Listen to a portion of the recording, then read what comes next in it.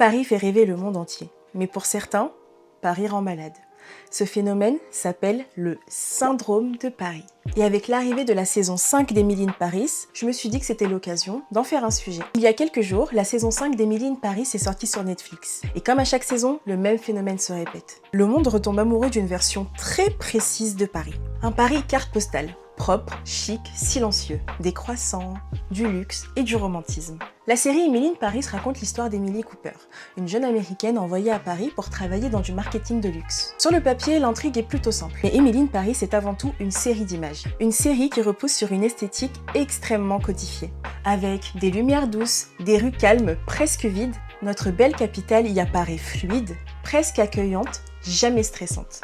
Paris n'est pas montré dans sa réalité, mais plutôt comme une vitrine permanente. Et c'est sûrement pour cette raison qu'elle est massivement adorée à l'international. Mais sûrement pour les mêmes raisons qu'elle est très critiquée en France. Puisque, soyons honnêtes, combien d'amis connaissez-vous qui vivent dans les mêmes conditions qu'Emily in Paris, dans le même appartement, le même quartier, la même facilité de vie? Cette série ne promet pas une expérience réaliste, elle promet une expérience, disons, esthétique. Et cette promesse façonne l'imaginaire. Pour mieux illustrer ce qu'est le syndrome de Paris, laissez-moi vous raconter l'histoire de Aiko.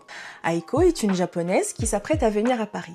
Et avant de venir, elle a tout prévu. Elle a regardé Emily in Paris 2, peut-être même 3 fois. Et dans sa tête, elle a une image très précise de Paris. Une baguette sous le bras, des Parisiens élégants, une ville douce, propre, bref, un décor de cinéma. Un fantasme qui a été nourri par les séries, les films, les réseaux sociaux, le cinéma. Alors ni une ni deux, Aiko prend son billet, direction Paris. Mais dès son arrivée, tout ne se passe pas comme prévu. Premier choc, et non des moindres, le métro parisien. Aiko décide d'emprunter la ligne 13 pour se rendre aux Champs-Élysées, et là, escalier interminable, odeur douteuse, rame bondée. On la pousse, on la bouscule. Bref, Aiko se dit qu'elle aurait mieux fait de prendre un taxi. Une fois descendue à la station des Champs-Élysées, elle se confronte à la rue, la street, la vraie. Le bruit, les klaxons, les mégots. Elle est un petit peu perdue, donc elle demande à un passant de l'aider, mais ce dernier la remballe. Un autre qui essaye de l'aider, mais malheureusement la barrière de la langue complique tout. Alors elle se dit qu'en attendant, elle va prendre un café. Elle se dirige alors vers une célèbre terrasse parisienne. Alors certes, le croissant était bon, mais le serveur était pressé voire désagréable. Alors Aiko se met à douter. Ce n'était pas du tout comme ça dans Emily in Paris. Mais peu à peu, quelque chose en elle s'installe. Elle se demande même si elle ne serait pas en train d'exagérer. Si le problème ne viendrait pas d'elle finalement. Si elle n'a pas mal compris la série. Alors certes, ce n'est pas un drame, mais il y a comme un malaise. Parce que Paris n'est pas moche. Paris est simplement différent de ce qu'on lui avait vendu. Et ce qui vient d'arriver à Aiko, ça s'appelle le syndrome de Paris. Did you know that Japanese people are often in shock and disappointed whenever they visit Paris, France for the first time? And there's even a medical term for this phenomenon often referred to as the Paris syndrome, simply due to how romanticized Paris, France is in Japan. In fact, reality sets in for many of these Japanese individuals when they visit Paris for the first time, and they often encounter problems such as the language barrier, the cultural difference, and even exhaustion from the trip. Many of these individuals reported that the streets weren't as clean as they thought they would be, and the locals weren't as friendly as they thought. Le syndrome de Paris a été découvert dans les années 80 par le psychiatre japonais Hiroaki Ota. Ce dernier vit toujours à Paris et exerce au centre hospitalier de Sainte-Anne. Mais dès 1956, le philosophe anglais Sir Thomas Browne évoque dans sa publication A Letter to a Friend la possibilité d'apparition de pathologies psychologiques pouvant naître durant un voyage. Il dit par exemple que celui qui a des jambes faibles, c'est vrai que la traduction est un peu bizarre mais j'ai pas trouvé d'équivalent, mais que celui qui a des jambes faibles n'aille surtout pas à Rome et que celui qui n'a pas une bonne santé mentale n'aille ni à Venise ni à Paris. Alors qu'est-ce que concrètement le syndrome de Paris? Le syndrome de Paris est un choc... Le syndrome de Paris est un choc... Putain, j'arrive pas à le dire. Le syndrome de Paris est un choc psychologique rare mais réel, qui touche donc les touristes, surtout les Japonais et les Chinois, lorsque ces derniers visitent Paris. Il apparaît lorsque l'image idéalisée de la capitale, romantique, élégante, presque magique, se heurte violemment à la réalité. Le stress, la foule, la barrière de la langue, la saleté, cette déception peut être si forte qu'elle provoque de vrais symptômes. En effet, Hiroaki Ota remarque chez ses patients de l'anxiété, des crises d'angoisse, des vertiges, parfois même des troubles dissociatifs. Il a d'ailleurs écrit un livre à ce sujet si ça vous intéresse, ça s'appelle « Le syndrome de Paris d'hier à aujourd'hui ». Cependant, même si ce syndrome a été documenté médicalement et qu'il a nécessité dans certains cas une hospitalisation temporaire, il n'est cependant pas reconnu par tous les psychiatres.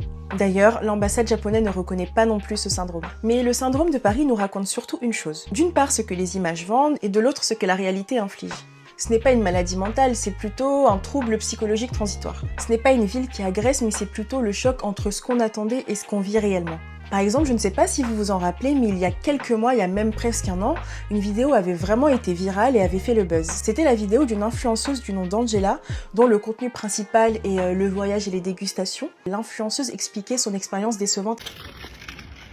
I don't know, it just makes me feel stupid, you know, like why do I want to travel here?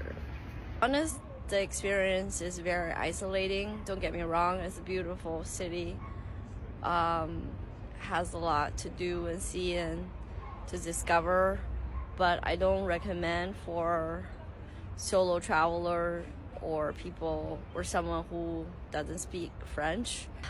I almost feel stupid for coming here, spending money. I even bought a French hat. Insurance is just, I don't know. I don't really like it. Mais en y regardant de plus près, sommes-nous vraiment étonnés qu'un touriste japonais puisse être dérouté par ce choc culturel ? On sait que la société japonaise repose sur une culture du silence et de la retenue émotionnelle. La politesse y est strictement codifiée, le respect de l'espace est central, et l'expression des émotions en public est fortement contenue. À l'inverse, en France, les interactions sont, disons, plus directes. On parle fort, on exprime spontanément nos émotions, nos opinions, on se coupe la parole, on râle, on se met des coups de pression. Le contact dans l'espace public, notamment le métro, est souvent brusque, surtout aux heures de pointe, et un environnement sonore constant. Donc ce qui nous semble banal, voire même insignifiant au quotidien, peut être perçu pour un touriste d'une autre culture comme une forme d'agression. Mais Paris n'est pas un cas isolé. Certains occidentaux vont vivre un choc similaire, mais cette fois en Inde. Ça s'appelle le syndrome de l'Inde. Le syndrome de l'Inde, ça arrive à des personnes en Inde quand d'un coup elles ont beaucoup d'angoisse ou beaucoup d'anxiété. C'est parce que la culture elle est tellement différente, il y a tellement de pauvreté extrême en Inde et le mode de vie est tellement différent. Je veux dire, nous, banal, on voyait un mec boire une canette de coca, il la jette comme ça. Nous, avec toutes ces situations-là, comme ça nous a créé beaucoup de stress et qu'on a eu beaucoup de panique, ça a fait comme un espèce de choc dans la tête et dès que du coup on remettait un pied dehors en Inde, on avait du stress. Et ça va se manifester notamment par une intensité sensorielle forte, une densité humaine importante par exemple, ou des repères sociaux qui vont être complètement bouleversés. Pour certains, ce voyage va être une révélation, mais pour d'autres, ça va être une expérience qui va les déstabiliser, voire même les traumatiser. Qu'il s'agisse du syndrome de Paris ou du syndrome de l'Inde, dans les deux cas, le mécanisme est le même. Un écart trop grand entre l'image idéalisée et la réalité. Dis-moi en commentaire si ça t'est déjà arrivé de rêver d'un endroit pendant des années, d'en avoir parlé à absolument tout le monde, d'avoir fait des plans sur la comète et une fois que t'es arrivé sur place, t'as été déçu. Alors pour ma part, je n'ai jamais été vraiment déçue d'un voyage, ou alors j'en ai pas le souvenir. Il y a très longtemps, j'avais fait un voyage en Tunisie pour aller voir mon frère. Et j'avais été déçue, mais je ne pense pas que ce soit la faute de l'environnement, c'est surtout que je pouvais pas faire ce que je voulais, donc j'étais jeune, donc je pouvais pas sortir faire la fête, etc. C'est pas du tout de la faute de la Tunisie, c'était à Tunis, je me rappelle, donc je pense que j'y retournerai et je vivrai l'expérience différemment. Mais je me rappelle, à part ça, je me rappelle pas avoir été déçue d'un voyage. J'espère que ça va continuer. Bref. Alors, pourquoi j'ai voulu faire ce sujet ? C'est parce que j'ai remarqué qu'on nous présente souvent le voyage comme une expérience qui est forcément transformatrice, presque magique. Mais la réalité, elle peut être plus nuancée. Voyager, ce n'est pas toujours transformateur. Et parfois, comme on vient de le voir, certaines expériences peuvent même complètement déstabiliser, surtout quand il y a un énorme écart entre ce que l'on attend et ce que l'on vit. Dans un monde qui est saturé d'images, nos attentes se construisent avant même le départ. Le cinéma, les séries et surtout les réseaux sociaux sélectionnent, embellissent, simplifient. Alors lorsque la réalité apparaît, parfois plus brute, plus complexe, le choc peut être réel. Non pas parce que le monde serait décevant, mais parce que nos attentes ont été façonnées par des illusions. Le syndrome de Paris, comme le syndrome de l'Inde, ne parle pas vraiment des villes ou des pays. Il révèle surtout nos rapports aux images et aux récits que nous consommons. Et peut-être que le véritable danger n'est pas la réalité du monde, mais les illusions que nous projetons sur elle.